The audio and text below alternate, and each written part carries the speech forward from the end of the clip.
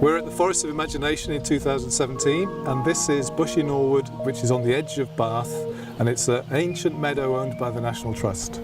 What we're trying to do here at the moment is we're going to launch an Aerocene Explorer, which is a floating aerial sculpture by Tomas Saraceno and the Aerocene Foundation.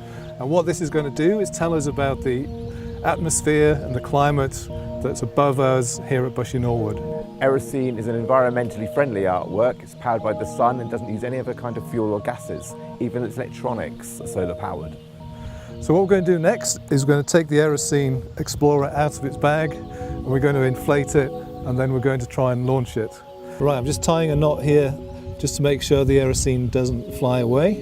I think that's the knot that is recommended by Aerocene. We're going to attach some electronic sensor equipment. It's got a camera, air quality monitor, GPS, so that basically we can start to record the atmosphere around Bushey Norwood. Should we take it down there? Yeah, I think that'd be a good idea. Yeah.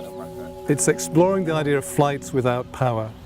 So we need sun to actually heat the air inside the vessel, and we also need it to be not too windy so that we're not sort of being dragged away by this quite enormous sort of floating structure. And then they're going to run towards us to fill the Aerocene with air. And once it's filled with air, we'll just tie the tether onto it and attach the camera and the digital sensors. We've got the Aerocene inflated, we've kitted it all out with the sensors and things, and we're ready to launch. But at the moment it just feels like it's a bit too windy, and because it's a very powerful device, we just wonder if it's too windy for us to control. So we're just going to sort of deflate it and try again in a little while. It took a full 24 hours for the conditions to feel right to attempt another launch. This time Aerocene inflated easily, we tethered it, and we waited. We waited for the sun to warm up the air inside Aerocene and for it to rise. It took quite a while. Aerocene was just hovering above the grass, and it actually seemed to be playing with the people engaging with it. But the guys holding the corners suddenly let go, and it just went whoosh. When you look at Aerocene, you get this enormous sense of power, but grace at the same time. And the whole time it's up there, it's recording, monitoring, documenting the environment. It's responsive to the sky and the atmosphere. When you're close to it, you'll get a sense of the mass and the form and the fact that it's always changing.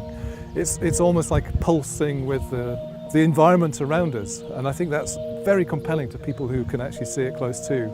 I think the Aerocene Project is absolutely at the heart of the principles underlying the Forest of Imagination, because it's about the interface between nature and people.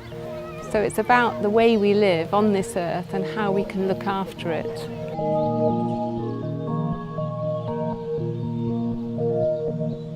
The software runs on a Raspberry Pi computer.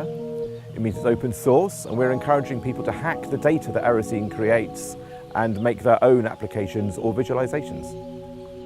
Aerocene is about bringing people together to collaborate, to work together, artists and scientists.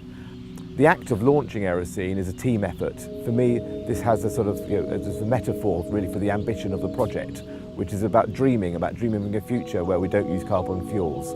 And the worldwide sort of collaboration on launching Aerocenes all around the world is also another symbol of how we can all work together to try and change our future. Our launch here in Bath was aligned with Thomas's launch at the V&A in London. Thomas's work is extraordinary. It's both radical and poetic. And it feels like he's making your mind bend around corners.